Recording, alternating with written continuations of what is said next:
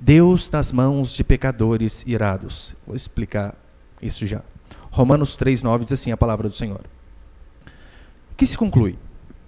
Temos nós qualquer vantagem? Não, de forma nenhuma. Pois já temos demonstrado que todos, tanto judeus como gregos, estão debaixo do pecado. Como está escrito, ele começa a citar o Antigo Testamento. Não há um justo, nenhum sequer. Não há quem entenda, não há quem busque a Deus. Todos se extraviaram e a uma se fizeram inúteis. Não há quem faça o bem, não há nenhum sequer. A garganta deles é sepulcro aberto. Com a língua urdem engano, veneno de víbora está nos seus lábios. A boca eles a têm cheia de maldição e amargura. São os seus pés velozes para derramar sangue. Nos seus caminhos há destruição e miséria. Desconheceram o caminho da paz. E toda essa desgraça do ser humano, ele explica o porquê no versículo 18. Não há temor de Deus diante dos seus olhos. Olha para cá, por favor. Consegue perceber o que Paulo faz? Ele cita toda a desgraça do ser humano sem Deus. Seus pés são velozes para derramar sangue, a sua garganta só sai coisa que não presta. Toda desgraça humana, todo caminho de destruição, de miséria, todos aqueles que desconhecem o caminho da paz. Paulo explica o porquê, e ele diz no versículo 18, não há temor de Deus diante dos seus olhos. É por isso que o ser humano peca, porque ele não teme a Deus. Porque nós respeitamos aqueles que nós tememos. Por que nós vemos que a impunidade reina em nosso país? Porque não há punição. Por que filhos fazem o que querem dentro de casa com os pais? Porque os pais são frouxos. Não punem quando precisam punir. E a impunidade gera desgraça, diz a Escritura. Em 1741, nos Estados Unidos, um homem chamado Jonathan Edwards, ele pregou um sermão intitulado por Pecadores nas mãos de um Deus irado. É claro, o nome do meu sermão é uma sátira, esse sermão dele. Um protesto, porque hoje não podemos mais pregar esse tipo de sermão que Jonathan Edwards pregou. No sermão de Jonathan Edwards, Pecadores nas mãos de um Deus irado, ele falava sobre a ira de Deus, sobre punição, sobre pecado, sobre o quanto Deus odeia essas coisas. Qual era a consequência, pastor, desse sermão? O que esse sermão trouxe àquela população? A história diz que o poder de Deus foi tão grande, tão grande, tão grande, que centenas e mais centenas de pessoas se converteram. Que centenas e mais centenas de pessoas se arrependeram dos seus pecados, mudaram os seus hábitos, mudaram de vida, passaram a fazer aquilo que era correto, por conta de um sermão poderoso, onde a ira de Deus era pregada e a consequência do pecado. Hoje em dia é diferente. Hoje em dia, quando nós ouvimos um culto cheio do poder de Deus, nós não imaginamos um homem pregando sobre a ira e a punição do Senhor. Nós imaginamos um povo como débil, rolando no culto, babando, estribuchando, batendo o pé. Eles dizem, o culto foi cheio do poder de Deus. Pessoas caindo, rolando um frenesi danado, e nada de arrependimento. Nada de mudança de vida. As pessoas ouviam Jonathan Edwards e literalmente choravam por conta dos seus pecados. Hoje em dia ouvem Cláudio Duarte e choram de rir. Bem diferente. É por isso que não há conversão genuína. O que muitos chamam de Espírito Santo dentro das igrejas, faz tudo. Faz você ver anjo. Faz você flutuar, rodar igual um louco, igual um débil mental. Faz até nascer dente de ouro. Eu não sei o porquê disso, mas dente de ouro nasce. Dizem, né? Mas o Espírito Santo não faz a única coisa que Jesus diz em João 16:8. Que qual que é o grande papel do Espírito Santo? Convencer do pecado, da justiça e do juízo. Faz tudo, menos convencer as pessoas do seu próprio pecado. Ainda dizem que nós vivemos um avivamento. Vivemos uma época do mover sobrenatural de Deus. Meu irmão, é mentira. Não vivemos essa época. Estamos muito aquém dessa época. Não vai haver avivamento jamais, enquanto as pessoas não forem confrontadas do seu pecado, enquanto as pessoas não tiverem convicção de que elas são más, de que elas estão erradas, de que elas precisam mudar. seja nos seus atos externos, mas também seja na sua mente, no seu coração. Enquanto não houver reconhecimento de pecado e humilhação da parte das pessoas, não vai haver poder de Deus. Não confunda, meu irmão, mover de Deus com barulho no culto. Não tem nada a ver. Barulho todo mundo faz. Igreja barulhenta qualquer uma consegue ser. Mas não quer dizer porque a igreja é barulhenta que Deus está se movendo naquele lugar. Deus se move onde o pecado é pregado de todas as formas possíveis, porque é isso que nós vemos na Escritura. Na história da igreja nós vemos pessoas que, por conta da convicção de pecado, sabe o que elas faziam? Elas iam às delegacias pedirem para ser presas. O delegado perguntava, mas por quê? Não, porque eu já matei. Você matou quem? Não, eu matei na mente, eu matei no coração, eu desejei o mal. Não, mas isso aí não é crime. Mas eles diziam, não, mas a Bíblia diz que é, por isso eu preciso ser punido. É isso que nós costumamos ver hoje? Pessoas com essa convicção de pecado, de forma alguma. Hoje em dia as pregações massageiam o ego do povo, infelizmente. Não fazem convertidos, no máximo convencidos. Hoje pessoas ouvem pregações durante anos e não há vestígio algum de mudança, de caráter, de comportamento. Sim, alguns porque são cara de pau mesmo, ouve, entra por aqui, sai por aqui. Mas muitos por conta do mensageiro, por conta do pregador. E eu me incluo no meio deles, óbvio. Porque eles fazem um malabarismo e conseguem pregar tudo, menos aquilo que a Bíblia diz que tem que pregar. Por exemplo, a Bíblia diz em Atos que Paulo vai pregar diante do governador Félix. Imagina eu pregar diante do João Dória, do Bolsonaro e desses homens políticos importantes da nossa nação. Diz a Escritura que Félix ouve Paulo e fica amedrontado. Amedrontado, literalmente. Você já saiu de um culto assim? Dizendo, Senhor, tem misericórdia da minha vida, como eu sou pecador. Você já saiu de um culto em que você de fato se viu como pecador?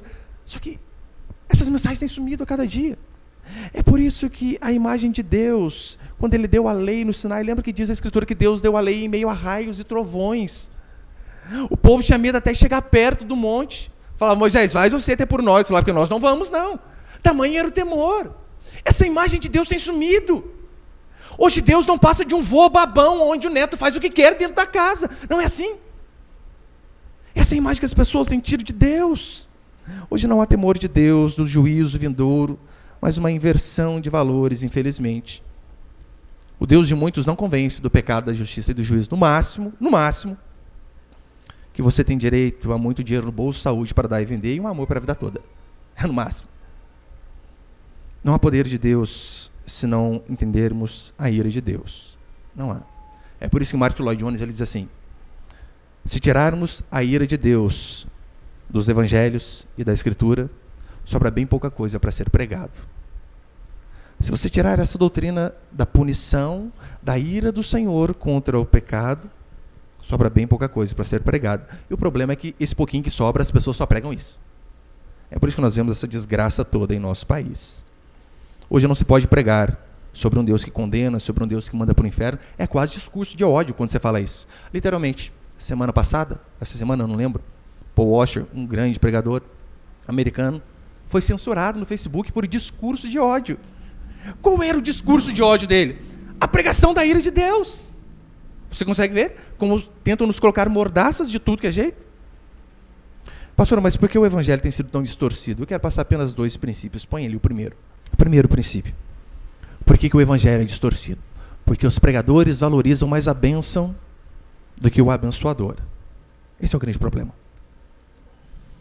Você tem percebido como o nosso mundo tem a cada dia mais se tornado imoral? Imoral. Depravado. Olha essas faculdades federais. Meu Deus. Qual que é o protesto? Mostrar os peitos murchos, caídos e andar pelado. Olha como a imoralidade tem crescido a cada dia mais. Sendo que a Escritura diz que nós, que somos cristãos, nós somos o sal da terra. Daí você pensa comigo. Segundo o IBGE, o Instituto Brasileiro de Geografia e Estatística, o número de cristãos tem aumentado a cada dia. Você percebeu que, assim como tem aumentado o número de cristãos, né? Pseudos cristãos, óbvio, né? Como tem aumentado o número de cristãos, tem aumentado juntamente a imoralidade, o divórcio, a corrupção. Então tem alguma coisa errada. Se a Bíblia diz que nós somos sal, o que está acontecendo que nós não estamos conseguindo preservar o mundo de se deteriorar? Por quê? Se de fato fossem tantos cristãos assim se convertendo, aos milhões, como eles dizem, a população só tem crescido, os cristãos, por que o mundo também tem apodrecido a cada dia mais? Jesus, quando ele fala que nós somos o sal, você tem ele, põe ele, por favor, Mateus 5,13, quando Jesus diz assim, né? Vós sois o sal da terra. Ele explica o porquê, óbvio. Ora, se o sal vier a ser insípido, como lhe restaurar o sabor? Para mais nada serve. Presta senão para ser lançado fora, ser pisado pelos homens. Essa é a função do sal. Preservar. Preservar. Antigamente não tinha geladeira, e qual era a forma de se preservar o alimento para que ele não se apodrecesse? Sal. É assim como você vai, por exemplo, ao supermercado, você vê o bacalhau não está na parte gelada, na parte fria, mas está cheio de sal, aquilo conserva o peixe. Era isso que Jesus estava explicando. E ele usa essa ilustração para dizer, nós somos o sal da terra, ou seja, nós que preservamos o mundo de se apodrecer. Agora, se o mundo tem apodrecido e muito, como de fato tem acontecido, há um grande problema conosco. Grande problema. É bem provável que essas estatísticas que os evangélicos têm crescido a cada dia mais sejam falsas. Certeza. E que esses montes que se dizem cristãos apenas frequentam culto, não são cristãos coisa alguma. A imoralidade da igreja, a imoralidade do mundo, em primeiro lugar, tem a ver com a igreja. Se o mundo está imoral, é por conta da igreja, porque a igreja não está fazendo o seu papel de ser sal. E se a igreja tem se tornado imoral, e você sabe que tem se tornado, coisas que não há diferença entre coisas que há no mundo e coisas que há na igreja. Não há diferença, infelizmente. 25% das pessoas se divorciam lá fora no mundo. Na igreja é a mesma porcentagem. Nós vemos casos de adultério fora e dentro da igreja. Nós vemos filhos rebeldes fora e dentro da igreja. Nós vemos pessoas viciadas em pornografia fora e dentro da igreja. E a imoralidade da igreja tem muito a ver com o seu líder, com os pastores. Óbvio que tem. Eu sei que Oséias 4,6, todo mundo só guarda a primeira parte.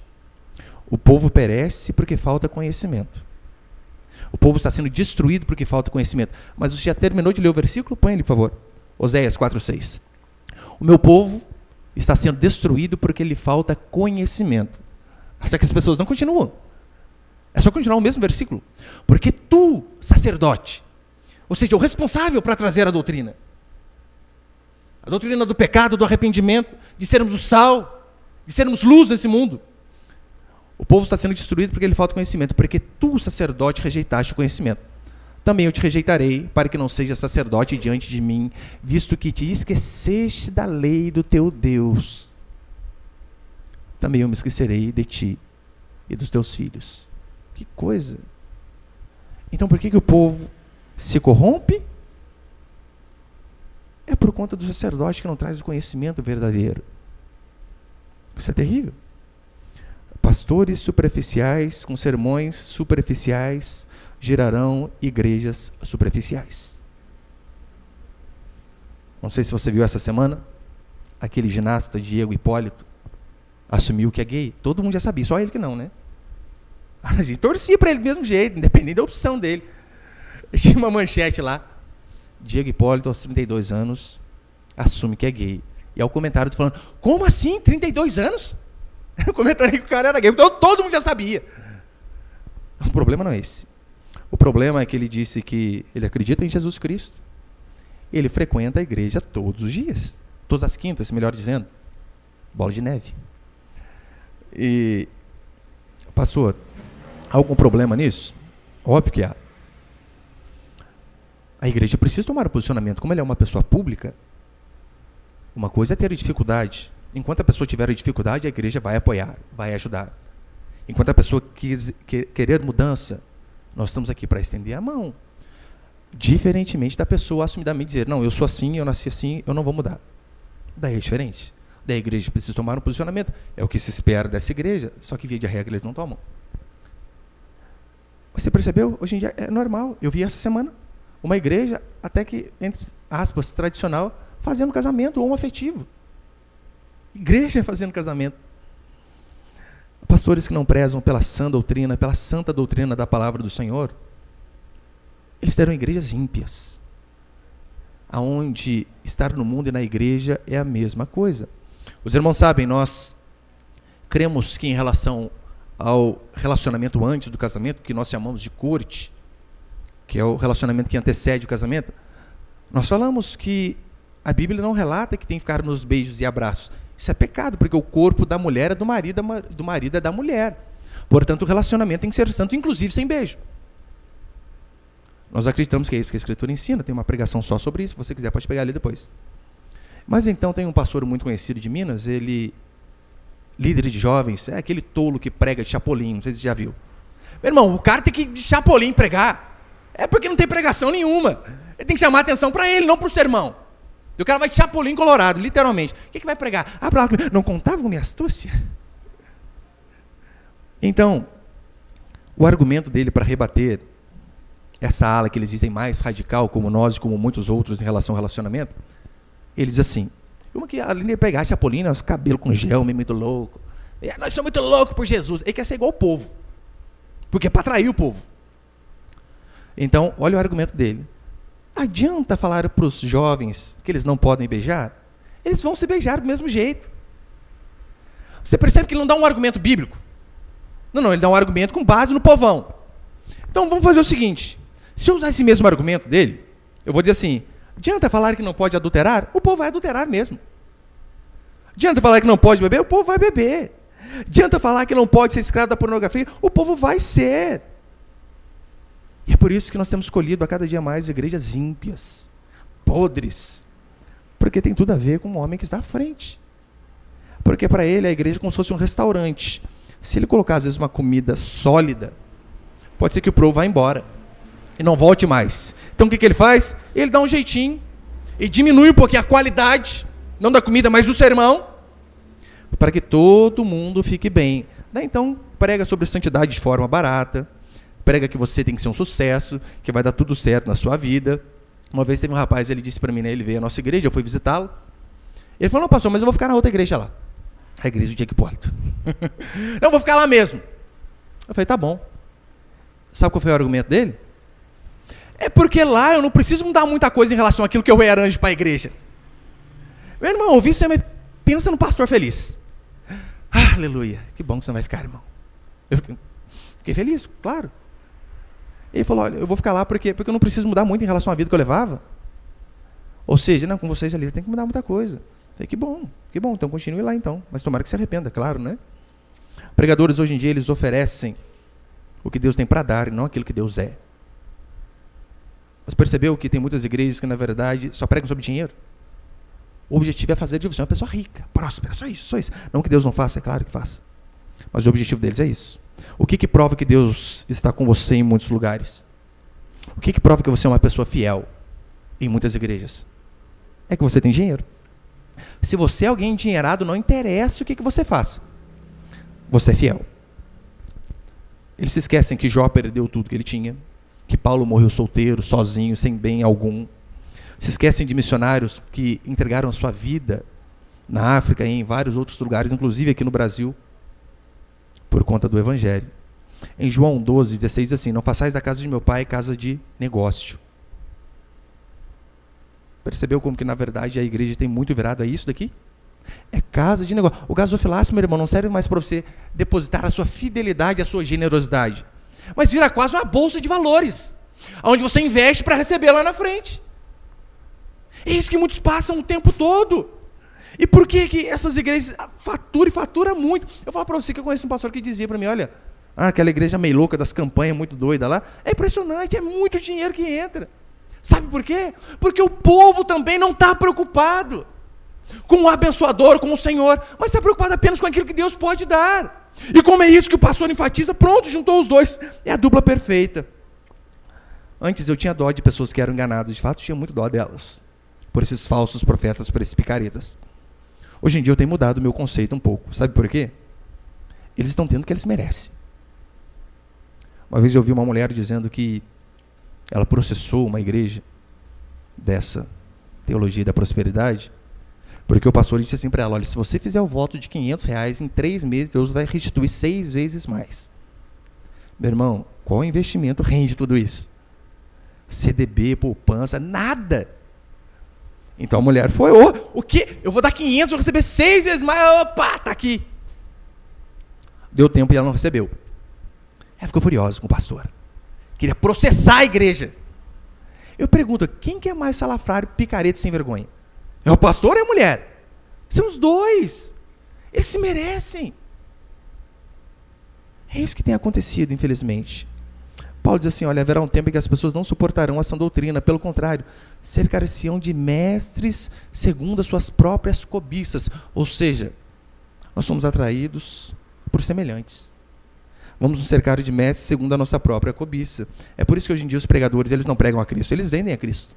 A diferença é que eles vendem não de forma talvez tão escrachada, né? Mas eles vendem Cristo através de um voto. É a campanha do tapete de fogo, não sei das quantas. Faça o voto de 300 e nenhum mal vai chegar à sua casa, não é assim? Campanha da rosa, do óleo, disso, daquilo. Do vinho, não sei das quantas. Se você dá o voto, não falhar, daí você vai ser abençoado. Meu irmão, você não precisa ser um teólogo para ver que isso é papagaiada. Você precisa apenas pensar um pouco, como que pode? Cristo nos comprou, mas para a gente ser abençoado, a gente tem que pagar. Não é estranho? Augusto Nicodemos, ele diz assim, você está vendo esse livro aqui? Esse livro preto? Se você, de fato, passar a meditar na Bíblia, você nunca mais perderá o seu dinheiro suado para esses pregadores da prosperidade. Mas o povo não lê. E é por isso que continua sendo enganado. Os púlpitos hoje em dia são os que mais ambicionam as pessoas a serem gananciosas. E eu não digo apenas em relação à vida secular, não. Meu irmão, no ministério também. Eu falo para você que quantas conferências eu já fui, que é um absurdo, que toda conferência era estratégia de crescimento da igreja. Não, eles não estavam preocupados se as pessoas estavam sendo edificadas, eles não estavam preocupados se os ladrões estavam deixando de roubar, se os adúlteros estavam deixando de adulterar. A preocupação era com o número. Calma aí. Você tinha 100, coloca como objetivo esse ano chegar a 200. A qualidade de vida, de santidade não interessa. É claro que eles não falavam dessa forma. Mas não estavam nem preocupados. A grande preocupação era, tem gente na igreja? Então tá ótimo. A diferença é que eles diziam assim, ó, isso aqui é uma ambição santa. Se for de Deus, a igreja tem que crescer. Eu falo para você que eu já ouvi de um homem sério, se for de Deus, a igreja tem que crescer. Eu fico imaginando Noé ouvindo isso daí. Noé, diz a escritura, era pregador da justiça. Lembra quantas pessoas ouviram o seu pedido de arrependimento para entrar na arca? 7. E sua família. Ninguém ouviu mais. Jeremias pregou uma vida toda com lágrimas. Ninguém se converteu durante as pregações de Jeremias. É bem provável que esses homens seriam taxados de hereges. Imagina Elias, meu irmão. Elias, como foi o culto da sua igreja? Pastor, Elias respondeu para o seu pastor superior. Pastor, estava lotada a minha igreja. Quantas pessoas, Elias? 2. Essa era a igreja de Elias. A viúva e o filho. E o filho morre. Daí Elias passa o relatório, pastor, morreu 50% dos meus membros. E a outra metade que sobrou, o pastor ainda quer ir embora, porque está colocando a culpa em mim. A metade que morreu, a culpa é minha. Elias seria um herege. Eles dizem o tempo todo, sonho grande. Empresa grande, muitos funcionários, isso, aquilo. Eles entendem mal o Salmo 37, quando diz, agrada-te do Senhor e Ele satisfará o desejo do teu coração. E eles pegam esse versículo e dizem, você tem que ser ambicioso. Tudo aquilo que você desejar, você vai conseguir. E o Senhor vai satisfazer os desejos do teu coração. É mesmo, leia o versículo 3. O versículo diz assim, confia no Senhor, faz o bem e alimenta-te da verdade. Depois disso, e você se agradar no Senhor, daí o Senhor vai te satisfazer. Deus não está preocupado, meu irmão, em satisfazer os desejos do meio do seu coração. Sabe por quê? A maioria deles são mesquinhos e egoístas. Se você for um pouco sincero com você mesmo, você vai ver. Igrejas hoje estão sendo doutrinadas por música e não pela Bíblia. Por música. Qual que é o versículo preferido de muitos? É o que está lá em Inventários, que a Damares tirou aquela música.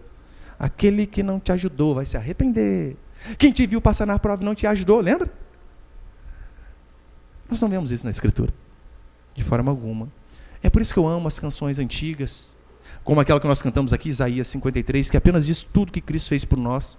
Tem uma canção muito antiga, nossa, mas é maravilhosa, que ela diz assim: Cristo levou sobre si as nossas dores, Ele levou sobre si as nossas transgressões, o castigo que nos traz a paz estava sobre Ele. Nós vemos essas letras hoje? Não vemos. Infelizmente não vemos. Sabores de mel, sim, é discurso de ódio, pode ter certeza. Agora, Deus vai realizar o seu sonho quando você se preocupar, em primeiro lugar, em realizar os sonhos dele. Você tem? Esse objetivo na sua vida, em obedecer e satisfazer a Deus? Por que Deus fez tudo que fez na vida de Davi? Porque qual era o grande objetivo de Davi? Não era ser rei.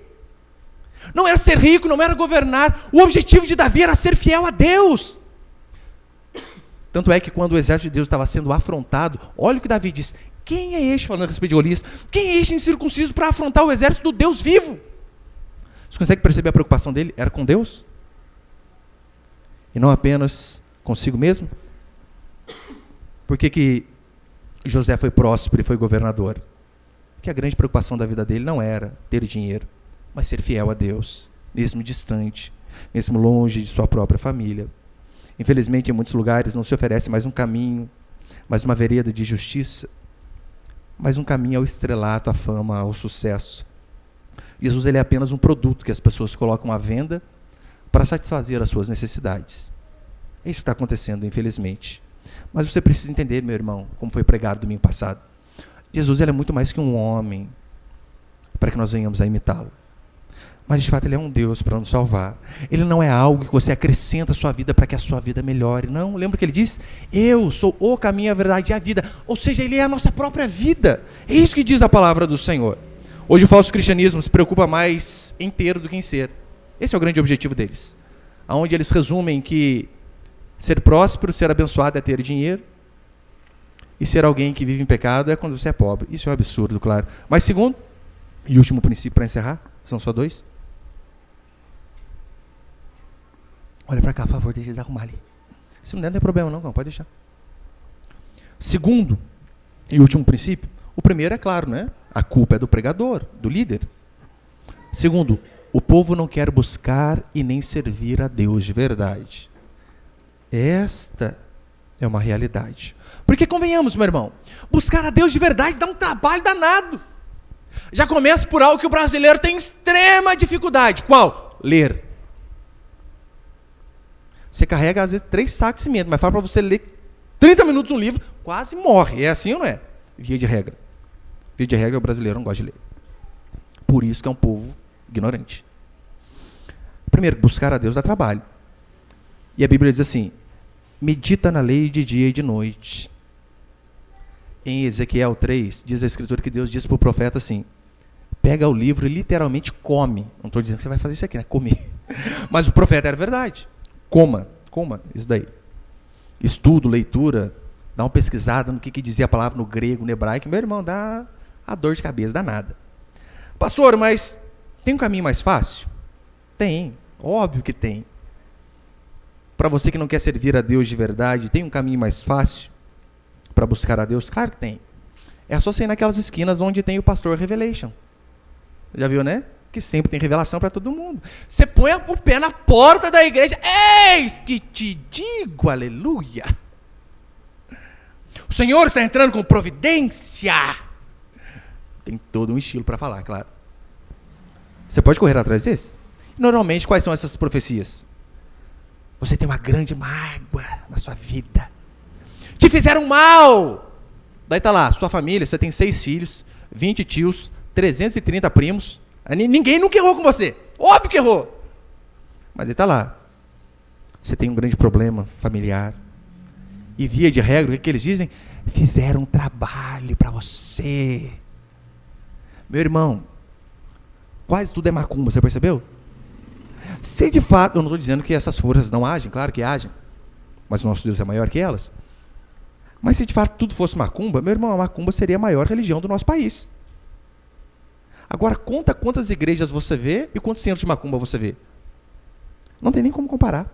Nem como comparar. Uma vez um irmão visitou a nossa igreja, eu fui visitá-lo depois. E depois de 7 anos o casamento dele tinha acabado. E ele com 2 filhas pequenas. E ele disse assim para mim: pastor, O inimigo está agindo na minha vida. É mesmo? Por quê? Não, eu fui lá no Pastor Revelation. Ele não falou isso, né? Pastor Revelation. Eu fui na igreja e tal lá. E o pastor falou para mim: estão com inveja de você. Muita inveja. Eu olhei para ele. Pensa um cara mais feio que eu. Irmão, pelo amor de Deus, inveja do quê, cara? Você é feio, seu carro velho igual o meu. Que história é essa de inveja? Porque é sempre assim, porque o problema nunca está em nós. O problema sempre está no outro. E nós não precisamos fazer nada, não precisamos mudar nada. E foi questão ali de 20, 30 minutos conversando com ele. Eu falei: meu irmão, se eu fosse sua esposa, eu tinha ido embora. Você é um péssimo marido. Você fica 2 horas assistindo futebol, mas consegue 5 minutos conversar com ela. Você fica 2 horas encerando o carro, troca os 4 pneus, mas não compra um par de sandália para ela por ano. Até eu tinha ido embora, criatura. O problema não é ela, o problema é você. Nunca mais veio à igreja. Não sei por quê. Não apareceu mais. Eu poderia ir para o caminho mais fácil, né? Pastor, você dá umas 10 também, claro que não vai vir, né? Eu poderia ter ido para o caminho mais fácil, né? Eu vou fazer uma oração de descarrego para você. Faz um voto de 500 conto lá na igreja, e sua esposa vai votar igual uma cordeirinha, igual um anjo. Meu irmão, se eu falasse 500 para ele, dava na hora, eu tenho certeza. Dava, com certeza. Desesperado. Pastor, o senhor não acredita em revelação? Claro que acredito, claro. Claro. Se não for de coisas básicas e óbvias, eu acredito. Se for seguir o padrão da Escritura, eu acredito. Não nessas coisinhas, né? Deus está te dando um livramento. Óbvio que tá, meu irmão. O tempo todo, Deus. Olha o tanto de mulher dirigindo, tanto de gente dirigindo aí na rua. Perdão, assim, irmão. Desculpa. O tanto de gente dirigindo na rua é livramento o tempo todo. É adrenalina o tempo todo. Deus está te dando um livramento. Meu irmão, se você morre, você não vai voltar para reclamar. Então ele sempre vai acertar. Se você quase morreu, você vai: o pastor acertou, quase morreu, Deus deu o livramento. Então é um absurdo. Se for o padrão, por exemplo, da Escritura, que diz a Bíblia que Aías, um profeta homem de Deus, velho e cego, de tanta velhice, já não enxergava mais. Então a mulher de Jeroboão, um rei perverso, ela se disfarça e vai ter com o profeta cego. Precisa, meu irmão, disfarçar para falar com o profeta cego? Precisa, né? Então ela disfarçada, na hora que ela abre a porta, o profeta nem olha para ela, porque não podia olhar também, cego, né? Nem se vira para ela. E diz assim: olha, porque está disfarçada a mulher de Jeroboão. Não adianta, a desgraça vai vir sobre a sua família. Consegue ver que o homem de Deus cego enxerga mais do que esses picaretas com os 2 olhos abertos? Se se encaixar nesse padrão aqui, dá para acreditar sim, com certeza. Agora, se você fica indo às igrejas apenas buscando revelação, você não está sendo enganado. Você está apenas tendo o que você merece. É isso que, infelizmente, as pessoas fazem. Pulam de lugar em lugar porque ali Deus fala através do profeta.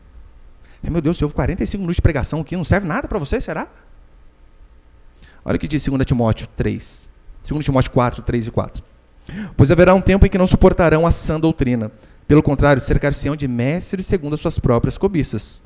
Como sentindo coceira nos ouvidos, se recusarão a dar ouvidos à verdade, entregando-se às fábulas. É isso que o povo quer. O povo não quer a verdade. O povo quer ser enganado. Assim como Jeremias diz: olha o que o povo diz na época de Jeremias. Não profetiza para nós o que é reto. Profetiza-nos ilusões. Diz-nos coisas aprazíveis. Não é isso que o povo quer hoje. O povo não quer servir a Deus, meu irmão. O povo quer chegar todo torto e ter o seu ego massageado, e ir embora feliz da vida, com a sua esposa e com o caixa 2 também. É isso que acontece. Nós somos atraídos por pessoas semelhantes, pode ter certeza. Então essas pessoas que buscam esses picaretas, é porque o coração delas também é tendencioso a isso. O povo não quer servir a Deus, não quer. E quando dizem que querem servir a Deus, é apenas uma forma de barganha. Eu sirvo a Deus se Deus fizer isso aqui na minha vida. Conseguir um emprego, casar, salário maior.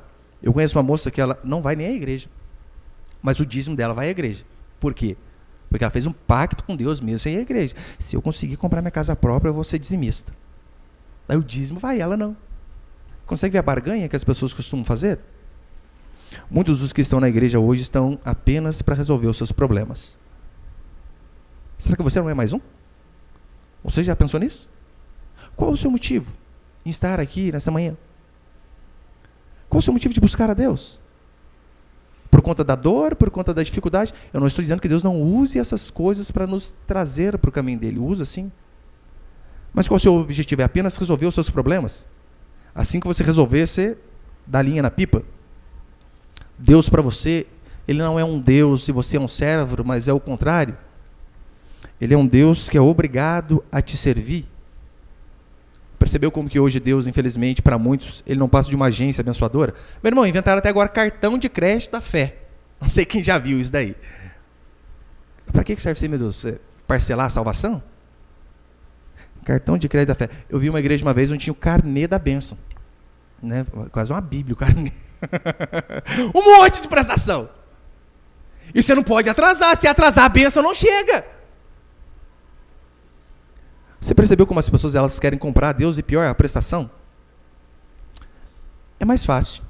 Às vezes você pagar um carnê de 12 prestações para ter a bênção, entre aspas, do que você ir para sua casa e perdoar a sua esposa, perdoar o seu marido, exercer, ter mais paciência com os filhos, se humilhar, pedir perdão. É muito mais fácil pagar, não é? Essas coisas acabam com a gente. Acabam com a gente. Mas é isso que a Escritura diz que eu e você temos que fazer. Agora, para muitos, Deus, ou ele é um gênio da lâmpada, ou ele é um paraquedas. Imagine que você esteja num voo comercial seguro, e as pessoas dizem para você, você está com um paraquedas enorme na sua frente, e todo mundo dizendo, mas isso aí é desconfortável, isso aí não é moda, isso é feio. E você sabe que o avião tem a probabilidade de cair. Então você fica com aquele paraquedas por quê? Vai que eu precise. Está aqui. Muitos fazem isso com Deus. Fica lá, né? Um pé no mundo, um pé na igreja. Mas não larga, por quê? Vai que um dia o calo aperta. Vai que um dia eu precise. Daí eu volto. Não podemos, meu irmão, servir a Deus apenas se as coisas derem certo. Não podemos servir a Deus apenas se as coisas fluírem bem. Não podemos. Temos que fazer como Jó. Se as coisas estiverem indo bem, amém. E vamos sempre orar por isso. Mas se perder tudo, meu irmão, que venhamos a continuar a ser fiéis, como Jó foi. Tem um missionário chamado David Livingstone, então, ele de fato ia para a África, para as matas, arriscava sua vida em prol do Evangelho. E uma vez ligaram para ele dizendo assim, missionário, nós queríamos enviar mais missionários para te ajudar aí, mas primeiro precisamos saber se há estradas onde o senhor está. Olha a resposta dele. Se vocês me mandarem missionários apenas se houver estradas, me deixem sozinho. Eu quero pessoas que venham independentemente da situação. Não temos que servir a Deus apenas se as coisas estiverem indo bem. Pastor, como que eu faço para servir a Deus, então, para encerrar? Há várias formas, óbvio que há. Primeiro você precisa colocar como objetivo de servir a Deus, mas de verdade. De Deus ser o centro da sua vida. Paulo diz assim, que nenhum soldado que está indo para a guerra se envolve nas coisas desse mundo, mas o seu objetivo é satisfazer aquele que o arregimentou. Ou seja, o nosso objetivo como soldados recrutados por Deus é obedecer o comandante. Se você fizesse uma autoanálise bem rápida e colocasse quais os seus 3 maiores planos para esse ano ou para a sua vida, sei lá, em qual lugar Deus encaixaria? Você já pensou nisso? Talvez você pense, pastor, eu queria comprar uma casa, um emprego melhor, queria ter filho, queria casar, coisas que são bênção. Se você pudesse numerar de 1 a 3, será que Deus aparecia em alguma dessas posições? Às vezes é difícil, infelizmente. Servir a Deus, eu e você precisamos entender que não é fazer apenas aquilo que eu gosto, mas é fazer aquilo que precisa.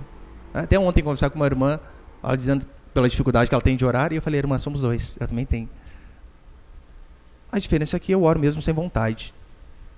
Isso é uma pessoa espiritual, não é aquela pessoa que sempre tem vontade de orar, mas é aquela que ora mesmo quando não tem vontade, mesmo quando está cansado, mas tira aquele período de oração para falar com Deus, para cantar, para buscar ao Senhor. Isso é ser espiritual. Servir a Deus é fazer aquilo que Deus manda e não aquilo que nós gostamos. Olha, só 2 exemplos bem básicos, né, para encerrar. Tinha uma irmã antigamente na nossa igreja, ela já era de certa idade, e não tinha filho pequeno, o filho dela mais novo era mais velho que eu.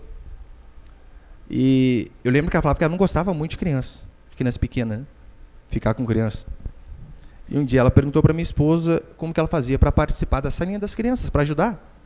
E minha esposa disse: irmã, mas você falou que você não gosta de criança. Você não tem nem filho pequeno. Olha a resposta dela: não, eu não estou aqui para fazer o que eu quero. Eu estou aqui para fazer o que precisa. E como eu vejo que está precisando, eu vou ajudar. Até Deus enviar outras irmãs. Você consegue perceber em pequenas atitudes uma pessoa que de fato se preocupa com o reino de Deus? Porque é de suma importância isso aqui que as irmãs fazem aqui dentro. De suma importância. A diferença é que eu prego o evangelho para adulto e aplico para adulto. Elas pregam para criança e aplicam para as crianças. Um outro irmão, nossa, ele era uma benção. Ele dizia assim para mim: pastor, não pedindo para eu falar em público, pode pedir o que o senhor quiser. É carregar cimento, quebrar chão, quebrar parede, tudo. Só não pede falar em público. Cada um ajuda com aquilo que sabe fazer. Porque servir a Deus não é só ser um missionário distante. Mas às vezes é cooperar da forma que você pode com a sua igreja, com os seus irmãos, com a sua comunidade. Precisamos constantemente de pessoas, seja no louvor, tocando. Os irmãos me acusaram de Jackson 5. Lembra o Jackson 5 lá? Pai do Michael Jackson, colocava os filhos aí para fazer as coisas. Vai cantar? Enquanto não tem, os moleques vão tocando, pô. Assim que aparecer outro, a gente vai dando uma revezada. Mas é assim que funcionam as coisas. Precisamos de pessoas que cantem, que toquem, pessoas que recebam bem os visitantes, pessoas que contribuam, pessoas que limpem, pessoas que arrumem coisas quando precisam arrumar.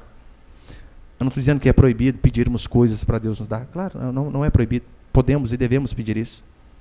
A diferença é se nós, antes de querermos a bênção, se nós procuramos agradar o abençoador. Se é esse o seu objetivo, pode ter certeza. Nós veremos o Senhor fazendo grandes coisas em nossas vidas assim. Portanto, sirva a Deus através da sua igreja, através dos irmãos, através da cooperação naquilo que você pode fazer. Sirva a Deus por gratidão, sim. Sirva a Deus por amor, óbvio que sim. Mas, acima de tudo, lembra que nós temos que servir a Deus por obediência. Ele mandou. E diz a Escritura que Ele é o nosso Senhor. Que nós somos escravos de Cristo. E escravo, ele só tem uma preocupação, que é obedecer aquilo que o seu Senhor manda. Amém, meus irmãos? Você pode ficar de pé, então, por favor, por um instante?